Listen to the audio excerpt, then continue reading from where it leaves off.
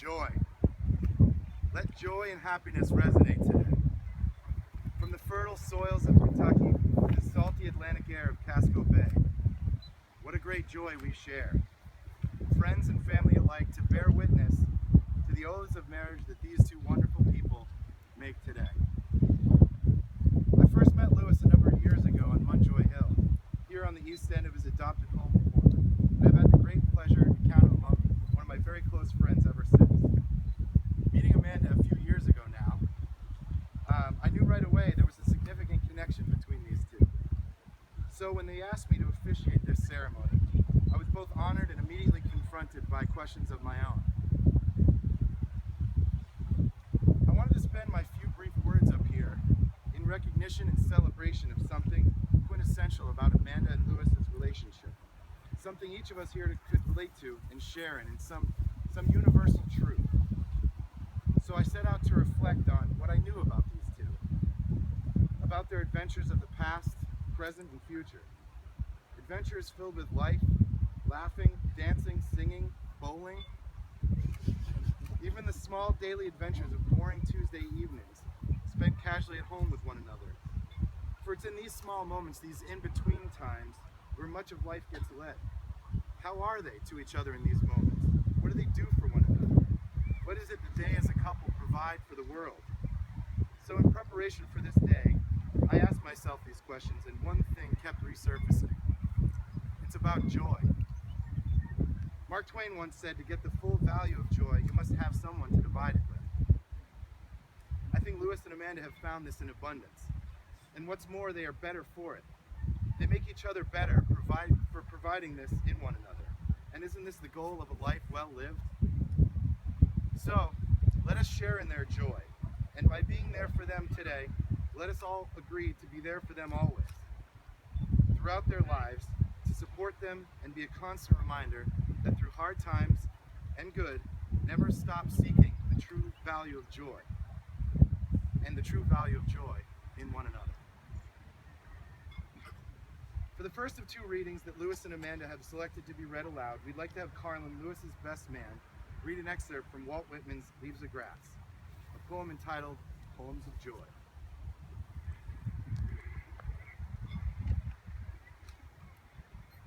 Oh, to make the most jubilant poem. Oh, full of music, full of manhood, womanhood, infancy, full of common employments, full of grain and trees. Oh, for the dropping raindrops in a poem. Oh, for the sunshine and motion of waves in a poem. Oh, the joy of spirit, it is uncaged, it darts like lightning. Oh, the joy of that vast elemental sympathy which only the human soul is capable of generating and emitting in steady and limitless flows. Oh, male and female, oh, the presence of women. Oh, for the girl, my mate. Oh, for the happiness with my mate. Oh, the joy of my soul leaning poised on himself, receiving identity through materials and loving them, observing characters and absorbing them. Oh, my soul vibrated back to me from facts, sight, hearing, touch, my phrenology, reason, articulation, comparison, memory, and life. The real life of my senses and flesh, transcending my senses and flesh. Knowst thou the excellent joys of youth? Joys of the dear companions and of the merry word and laughing face? Joys of the glad, light-beaming day? Joy of the wide-breadth games? Joy of sweet music? Joy of the lighted ballroom and the dancers? Joy of the friendly, plenteous dinner, strong carouse and drinking? Oh, to sail to sea in a ship together. To leave this steady, unendurable land. To leave the tiresome sameness of the streets, the sidewalks, and the houses. To leave you, oh, you solid, motionless land, and entering a ship. To sail and sail and sail. Oh, to have my life henceforth a poem of new joys. To dance, clap hands, exult, shout, skip, leap, roll on, float on. To be sailors of the world, bound for all ports. A ship itself. See indeed these sails I spread to the sun and air. A swift and swelling ship, full of rich words, full of joys.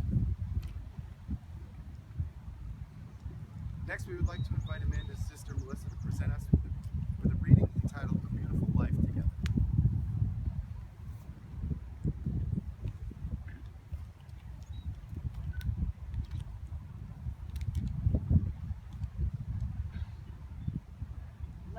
be your shelter, for at times the world is a noisy and confusing place. So make a home that is a haven, a peaceful place where you can listen to your hearts and savor the comfortable closeness that you share. No matter how busy your days may be, make time for yourselves. Hold hands, unwind, surprise each other. Find little chances every day to show you're grateful to be partners, to be friends, to be married. Life is not perfect. You will make mistakes. But each time you meet life's challenges together, you will grow wiser, stronger, and surer of your love. Cherish your yesterday. They are irreplaceable souvenirs of your journey through life. Make memories that will bring smiles and sighs whenever you look back. Look forward to, dream together, plan together, make promises to keep. Believe in your tomorrows, because tomorrows are what forever is made of. To make love last, put each other first. That is the way to make a beautiful life together. The kind of life you both deserve so very much. We've come to the point in the ceremony where Louis and Amanda are going to say their vows to one another. Please remain joining hands and declare your consent by saying "I do." Your marriage begins with the vows and promises you speak to one another today. The marriage vow is a promise of fidelity and of honesty.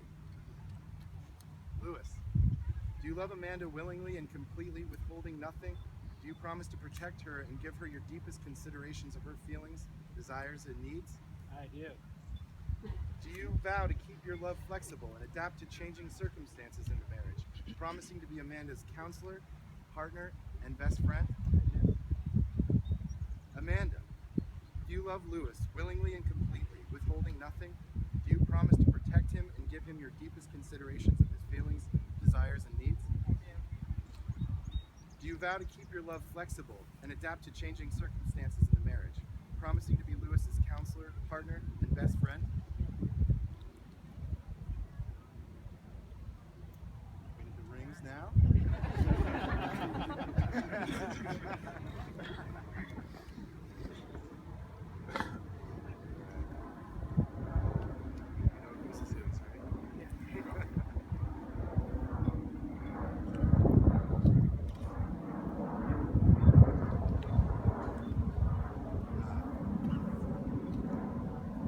So Louis, as you place the ring on Amanda's finger, please repeat after me.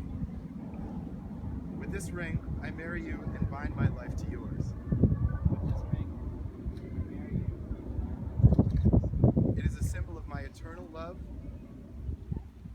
my everlasting friendship, The symbol of my eternal love and my everlasting friendship. and the promise of all my tomorrows. The promise of all my tomorrows. Amanda, as you place this ring on Louis's finger, please repeat after me. With this ring, I marry you and bind my life to yours. It is a symbol of my eternal love, my everlasting friendship, and the promise of all my tomorrows.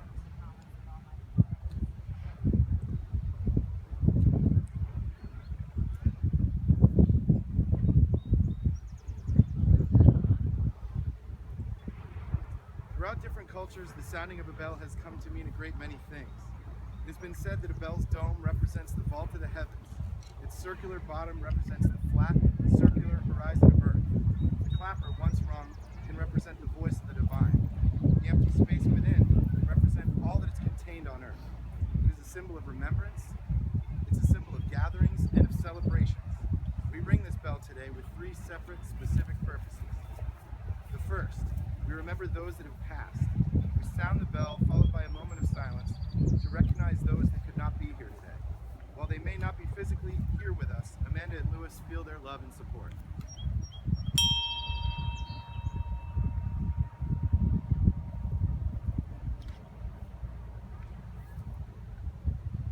The second, we recognize the support and love of all who have joined us here today from near and far. We sound the bell to exclaim appreciation.